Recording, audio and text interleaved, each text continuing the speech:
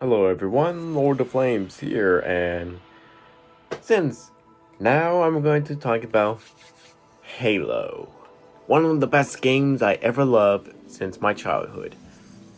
Since I first know it since 2010 with Halo Reach came out. Yeah, Halo Reach was my first Halo game I played. Until a year later or a month, I play Halo Combat Evolved. Not the anniversary version, the original, the classic one. Of course, I play on Xbox 360 because my family doesn't have the original Xbox console in that time. Anyways, I play those two, and then next is Halo 4. And then after that, Master Chief Collection, Halo 5, and like that, just goes on. Because I played all the Halo games to 1, 2, 3, ODST, like that. Because I play Master Chief Collection the whole time, since I'm still playing it to this very day, just go back and do random things, because I gained some more scores and things for getting more armors for Halo Reach Spartan I'm making. Yeah, takes some time. What am I talking about this video? Well, I'm going to talk about why I love Halo Combat Evolved and why it's my most favorite video game of Halo series of all time. They got good looking graphics, which I'm fine with it because I'm fine with old graphics in that time. And the music, the music. I love all the musics, all of them. Of course, the main theme is still awesome because the ancient orchestral or the voice in that time doing the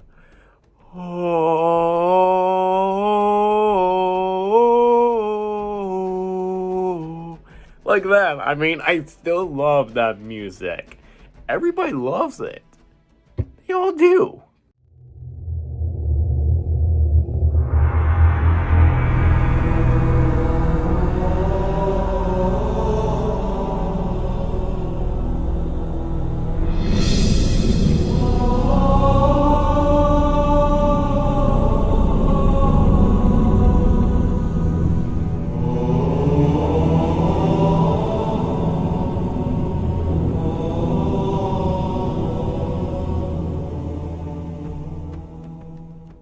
It's not that only thing I love for the game. It's like the whole entire thing. I mean, the enemies were good. The Covenant, the AI are somehow good at that time, and the story too.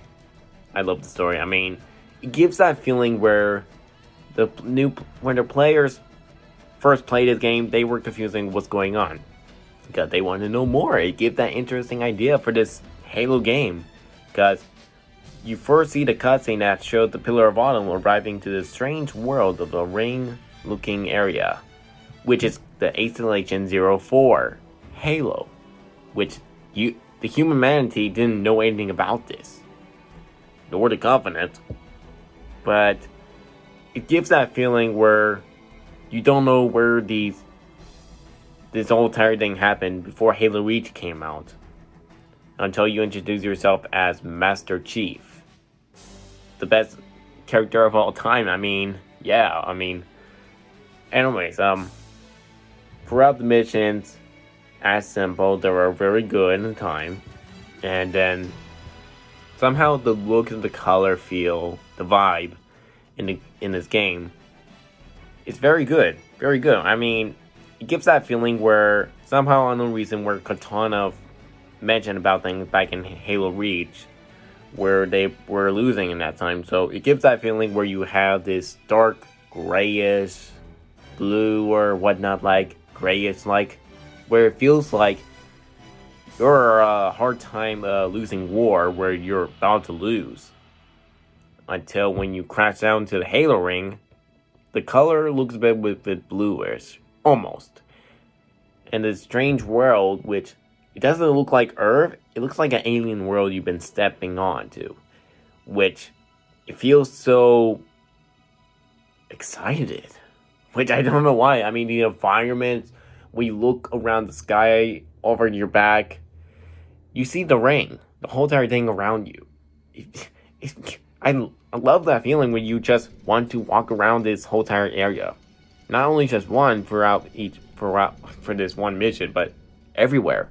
You want to explore around this world if it would ever become like a open world game, like Halo Infinite is going to be.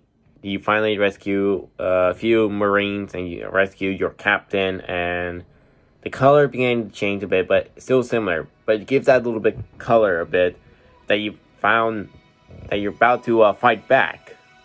That you might try to find hope until you discover more things around this ring world. Since Keith mentioned about the name called Halo by the Covenant. Until they want to know more about something where the Covenant are almost about to use it in that time, but we need to stop them. Until things go to a different area. After you finish the... I forgot the name, but it mostly leads to the control room or the... something like that. Until you went to Free for Free Guilty Spark mission. Where you have this strange looking feeling vibe where everything looks so dark, everything's so foggy. The feeling, the coldness, the darkness. Everything's so odd. And you see the enemies that you fought, which are the big enemies that you think are the only ones important that you're focusing on killing until they were running away from something.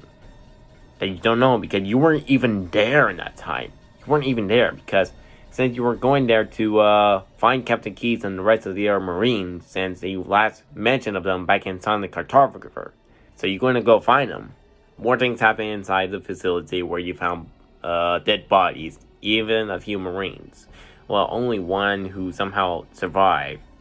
Somehow afraid, just shooting you for no reason because that person's going insane because it's like he's seeing something else in you or just hallucinating or something. Who knows? Until you meet the Flood. Like after you found the recording footage of Jenkins after seeing Keys and the others were getting attacked. So that's what happened to them this whole time. That you don't know where they've been after all. So, but I mean, you don't find their bodies. You only see blood. When the Flood came out, you might understand that. Until you finish that mission, since you met Free for Free Guilty Spark, which you don't understand if these are like the random species of this ring world you're on, or who knows, because you don't know what's going on. Until since you went to a hardest, most hated mission called the library, which there's nothing into it, but I'm fine with it because you just want to explore more around this area. I mean, I wish there could be more, but I'm fine. Until you got this random key, which I forgot the name. The index, yes. I managed to remember it. When you're in the mission to Betrayal, which that means something for this mission because Free for Free Guilty Spark tells you everything. I mean, Cortana first. About this ring world, what does it do? Because it's somehow a weapon which only destroys millions of lives in the galaxy. Only just to have the Flood starve to death. Which it could work or not. So, Free for Free tells the truth. And yes, it's true. Where this whole ring world is a weapon killing millions of lives only to make the Flood starve to death. Which is kind of twisted. For what ring world you've been stepping on this whole time and finding everything. And now you understand. Until now, to Betrayal, which means you betray Free for Free Guilty Spark because Free for Free Guilty Spark becoming a villain now. Man, it's really strange to have Free for Free Guilty Spark becoming a villain because you only just have him as a friendly character in one mission and that's it. Until you have to get out of there in time because since Cortana already got the code of the index until you need to find a way to destroy this ring by using the Pillar of Autumn, which how is that possible? You're going to destroy this ring with the Pillar of Autumn? You need Captain Keys. And where is he now? That leads to the next mission, Keys, where you need to rescue Keys. But inside the Truth Rescalation ship. And that same cruiser you've been last time when you rescued Keys. And you're going back to it again. Rescue Keys twice. But the Flood managed to consume the whole entire area. and the cruiser. But until you found him, or consumed by the flood, it's too late to save him, which I'm so bad. I mean, when I'm running around this whole area trying to get him, when I hear his voice in the radio, I truly want to go fast. If there's some way, if somehow affects the ending, if some way you could save him. When I hear his last sound of the scream, I try to go fast, killing every enemy in front of me. I try to go fast as possible, if there's any way. But no, it's not. You're too late. You're too late to save him. Because I'm that type of person who freaks out when I hear any characters who are about to die very soon, or you hear their screams. I had to run very fast to get in time. That type of person I am. Anyways. So you only steal this code that's from Captain Key's head or brain that only affects the Pillar of Honor, because you need that to activate the nukes or something. Until you went to the last mission. The Mall. Which is an interesting name, which I forgot what does it mean, but you found the crash site the Pillar of Honor been this whole time, which I always thought the ship was going to fly around or anything. But no, it rather crashed down. I feel it's so damaged ever since the Covenant cruisers damaged the whole entire ship. Which, back in the first mission, I looked around the windows, but I didn't see any cruisers around the area. Didn't see I don't know. But anyways, so you went to the mission and explore around the ship to find the bridge to activate it. Until you got distracted by the Flood, the Covenant, and the Forerunners. Feel free to go to Spark Minutes to stop you from activating the bomb or nuke. Which I forgot what it's meant to be called. Destruct signal. Yeah. But you have one thing that makes the Chief being so lucky, since he's being that type of smart Spartan. By using a grenade, using explosive weapons, by destroying the engines or something. And somehow it worked when you go to the engine room and destroy 3 of them, or 6 of them for each side, and you manage to get out there, get to the elevator until you have a timer. Since the Pillar of Honor is going to explode any soon, and that you have like 5 minutes or something like that you need to get out there. So that works, but until Echo 419 meets his or her death.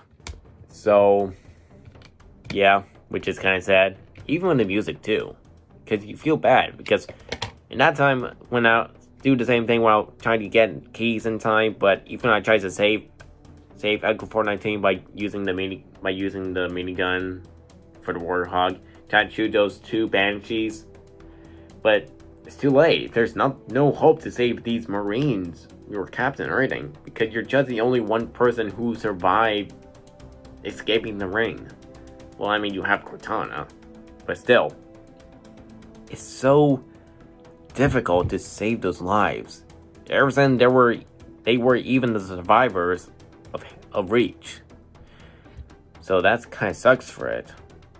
Until you manage to get out there, use the longsword, and see the Pillar of Honor explode, destroy the ring. And it somehow worked. So yeah. That's the ending for Halo Combat Evolved. And then we get to other things for while playing multiplayer. You could customize your player with different colors only. And I love it. If I would use something for a random machinima video, like how Red vs. Blue came out years ago. Even I already finished watching the series years ago on Netflix. But somehow continues with random seasons that doesn't make sense, which I never get used to it. Because, I don't know.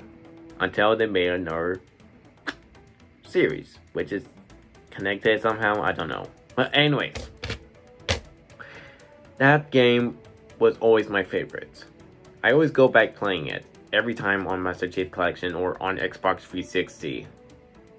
But I don't have the original disc of Halo Combat Evolved for the original Xbox, since now my stepfamily had a Xbox console, the original one, in the basement, and I use it to play it. But they only have Halo 2, the original Halo 2 disc, and I play it, It was awesome, like always. But still, Halo Combat Evolved was always my favorite. The feeling, the vibe, the idea for the story gives you that interesting idea for what you want to know about this ring world you're stepping in.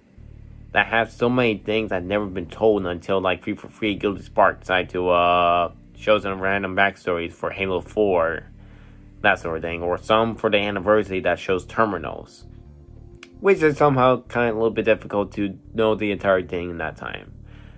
But anyways, the game is still popular to this very day, since it's getting like a remaster like that is Halo Infinite. Yeah. But still, since the anniversary came out in 2011, since I got it since like 2014 or 2015 that time, I was fine with it, but sometimes there's difficulties with the motion tracking problems or the motion capture, I guess. That was the most difficult part. Where there ain't much to it, even the face, even Cortana, which I don't feel like that is good for them to have this. But the Halo 2 anniversary did something interesting, because that's what Bungie said, that they want Halo 2 to become like some type of movie for the cutscene. And somehow they did, and same for the anniversary. Blur Studios should have worked on Halo Combat Evolved Anniversary instead, not by some other workers who didn't do any good jobs. Yeah, but anyways, Combat Evolved was a good game. I love it, and tomorrow I'm going back to play it on Master Chief Collection, of course. But anyways, Martin O'Donnell, sorry about that. I mean, he is a masterpiece, a master of music for Halo. Did amazing for the feeling of the cutscenes, the vibe. Even for the gameplays, I love his music. I mean, I still am listening to his music to this very day as well, while playing the game. Because, like, I play the game, listening to those musics on the game, still love it. Or rather, just like, if I go into bed, I would just, like, use my AirPods or something to wear to just listening to those musics. It gives that feeling. So yeah, folks, that's all I gotta say for this video. I mean, Halo Combat Evolved is my most favorite, because I see nothing wrong with the graphics or anything. It's still a good game. And I still want to know to this very day about what happened to that Halo Macworld game.